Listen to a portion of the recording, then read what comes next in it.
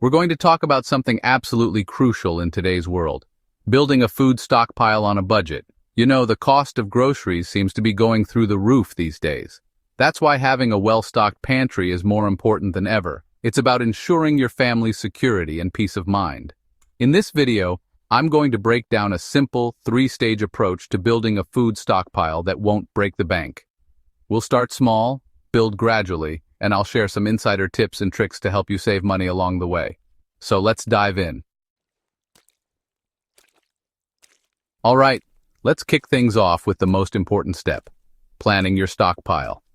This isn't about hoarding random cans of beans. It's about strategically selecting foods that will actually sustain your family during an emergency or period of hardship. And the best way to do this? Start with what you know. Grab a pen and paper or open up a spreadsheet, and start by listing out all the food your family regularly consumes. Think about your weekly meals, your go-to snacks, and even those little treats that bring a smile to everyone's faces. The goal here is to build a stockpile that reflects your actual eating habits, ensuring that nothing goes to waste. Remember, a well-planned stockpile should include a balance of nutrition and variety. Include items like canned tuna, chicken or beans for protein, rice, pasta, or oats for carbohydrates, and healthy fats like olive oil or nuts. Now, who says a food stockpile has to be all about canned goods and dry ingredients? Fresh food can definitely be a part of your long-term food storage, especially if you learn the art of food preservation. Trust me, it's not as intimidating as it sounds. Freezing is one of the easiest and most accessible methods. Stock up on fresh fruits and vegetables when they're in season and freeze them for later use. You can also freeze cooked meals, soups, and sauces in portion-sized containers for quick and convenient meals during an emergency. Canning is another fantastic option, especially for preserving high-acid foods like tomatoes, fruits, and pickles. Dehydrating is another excellent technique to extend the shelf life of fruits, vegetables, and even meats. A dehydrator can be a worthwhile investment, but you can also use your oven on a low setting. Dried foods are incredibly compact and lightweight, making them ideal for long-term storage. Building a stockpile is just the first step. It's essential to ensure that your stockpile remains fresh and usable over time. To truly make it sustainable and cost-effective, you need to master the art of food rotation and storage. This not only saves money but also reduces waste. One of the most critical principles to follow is FIFO, first in, first out. This method ensures that you use your oldest items first, preventing them from going bad. This simply means rotating your stock so that the oldest items are used first. By doing this, you can keep your food supply fresh and minimize waste. Think of it like managing a grocery store shelf. You always want to move the older products to the front to ensure they get used before their expiration dates. This practice is crucial for maintaining the quality of your stockpile. When it comes to storing your stockpile, airtight containers are your best friends. They help keep your food fresh and protect it from external elements. Transfer dry goods like rice, beans, flour, and sugar from their original packaging into airtight containers to prevent moisture, pests, and spoilage. This simple step can significantly extend the shelf life of your food.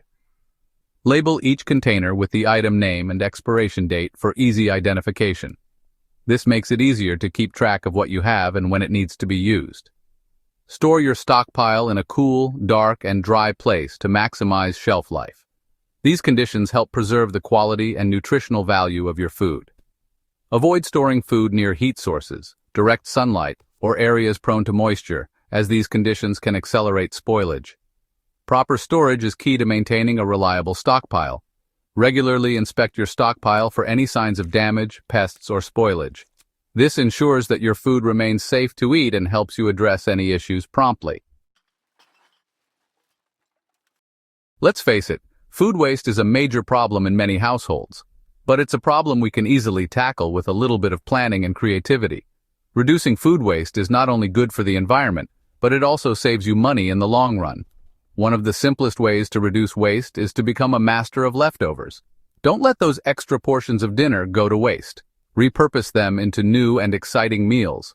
Turn leftover roasted chicken into a flavorful soup, use leftover rice for fried rice, or transform leftover vegetables into a frittata. Meal planning is another powerful tool in the fight against food waste. By planning your meals in advance, You can create a shopping list that aligns with your meal plan, reducing the chances of impulse purchases and forgotten ingredients. Now, I know it can be tempting to go all out and try to build your entire stockpile overnight, but trust me, slow and steady wins the race. Building a stockpile is a marathon, not a sprint. Start by allocating a small amount of money each week specifically for your emergency pantry. Even an extra $5 to $10 per week can make a significant difference over time. The key is to make it a consistent habit, gradually building your stockpile without putting a strain on your budget. One of the best ways to maximize your budget is to become a savvy shopper. Keep an eye out for sales, discounts, and clearance deals on shelf-stable items. Stock up when you find great prices, especially on items that have a long shelf life. Don't be afraid to explore different grocery stores and retailers. Compare prices, check out local ethnic markets, and consider shopping online for bulk deals. All right, folks, let's talk about one of the most effective ways to save money on your stockpile: buying in bulk. Now, I'm not suggesting you need to buy a year's supply of toilet paper all at once, but strategically purchasing certain items in larger quantities can significantly reduce your overall food costs. Warehouse stores like Costco and Sam's Club are a bulk buyer's paradise. From pantry staples like rice, beans, and oats to canned goods, frozen foods, and even toiletries, you can often find incredible deals by buying in bulk. Online retailers like Amazon and Thrive Market also offer competitive prices on bulk items, often with the added convenience of home delivery. If the idea of buying a massive bag of rice or a giant can of tomatoes intimidates you, consider splitting bulk purchases with friends, family, or neighbors. This way, you can all benefit from the cost savings without ending up with more than you can realistically store or use. Have you ever wondered if that sale price is really a good deal, or if the discount is just a marketing trick to make you spend more? Or maybe you're tired of feeling like you're overpaying for groceries. It's a common frustration, but there's a way to take control. Well, my friends, it's time to unleash your inner price-tracking ninja and create a price book. This simple tool can transform your shopping experience. A price book is a simple yet powerful tool that helps you keep track of the regular prices and weights of items you buy frequently. It's like having a personal database of prices at your fingertips. This allows you to quickly determine if a sale price is truly a bargain or if you're better off waiting for a better deal. No more second-guessing at the store. Start by designating a notebook, spreadsheet, or even a note-taking app on your phone as your price book. Choose whatever method works best for you. Whenever you're at the grocery store, jot down the item name, brand, size, and regular price. Be consistent with your entries to get the most accurate data. You can also note the unit price, which is the price per ounce, pound, or other unit of measurement. This helps you compare different sizes and brands more effectively. As you build your price book, you'll start to develop a keen sense of what constitutes a good deal for the items you buy regularly. Over time, this will make you a more savvy and confident shopper. All right, we've talked about planning, preserving, and buying for your stockpile, but what good is all that effort if you don't have a proper place to store everything? Now let's address the elephant in the room: storage. It's a common challenge, but with a bit of creativity, it can be easily managed.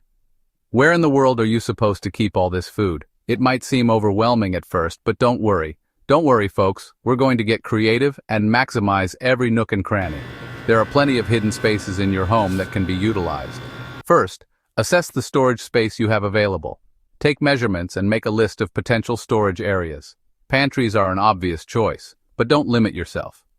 Think outside the box.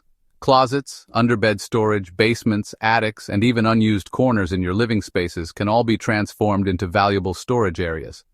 Each of these spaces can be optimized with the right approach. Shelving is your best friend when it comes to maximizing vertical space. Use every inch of height available. Install sturdy shelves in your pantry, closets, or any available wall space to create additional storage layers. This will help you keep things organized and accessible.